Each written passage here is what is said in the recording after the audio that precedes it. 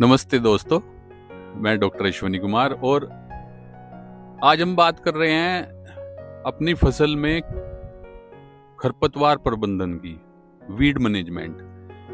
Normal practice हम देखते हैं कि ग्लाइफोसेट का हम स्प्रे करते हैं और भी कई बहुत जो खतरनाक वीडिसाइड है, हर्बिसाइड है, वो हम अपने खेत में डालते हैं। और ये प्रूव हो चुका है कि जो भी ग्लाइफोसेट है या वीडिसाइड्स हैं, ये खतरनाक बीमारियां पैदा करती है, कैंसर कोज करती है। यहाँ तक कि इसके ऊपर तो अमेरिका में तो इसके ऊपर हजारों डॉलर का जुर्माना भी लगा है। लेकिन प्राकृतिक खेती में हम कैसे प्रबंधन करें खरपतवार का? सबसे पहली बात, हम समय समय पर जब भी हमें खेत में लगे, खेत में निराई गुड़ाई करते रहे खुरपी से, फावड़े से।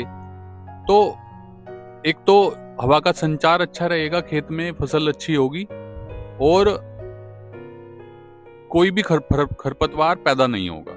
दूसरा, हमें क्या करना है, अपने खेत के अंदर मिक्स क्रॉपिंग रखें, क्योंकि खरपतवार भी एलिलोपैथी फॉलो करते हैं। पर्टिकुलर किसी क्रॉप के साथ में एक पर्टिकुलर खरपतवार उगता है।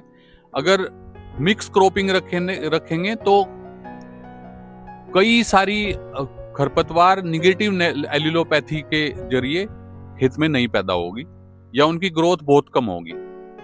तीसरा, हम क्या कर सकते हैं, खेत जब हम तैयार करते हैं, कोई बीज हम बोने वाले हैं, तो उसमें हम थोड़ा दिन पहले उसकी हल्की सिंचाई करके, और जब खेत में हल्की नमी रह जाए तो उसके बाद जब कुछ खरपतवार उगते हैं, उसके बाद उसकी हल्की जुताई करके हम अपना जो भी फसल है, जो भी बीज है, वो उसमें बो सकते हैं। और क्रॉप रोटेशन भी एक बहुत अच्छा तरीका है वीड मैनेजमेंट का। और मल्चिंग बहुत ज्यादा जरूरी है। मल्चिंग हमें खेत की करनी है, तो जो भी मल्चिंग हम करेंगे, मल्चिंग हमारे वीड्स को, खरपतवार को काफी हद तक कम कर देता है। फसल के बीच में अगर धूप और हवा अच्छे से लगती है तो उस जगह पे खरपतवार उगने के ज्यादा चांसेस होते हैं। तो उस जगह पे हम कोई दूसरी फसल बो सकते हैं जो नीचे रहे और उससे हमें कुछ रिवेन्यू भी मिले।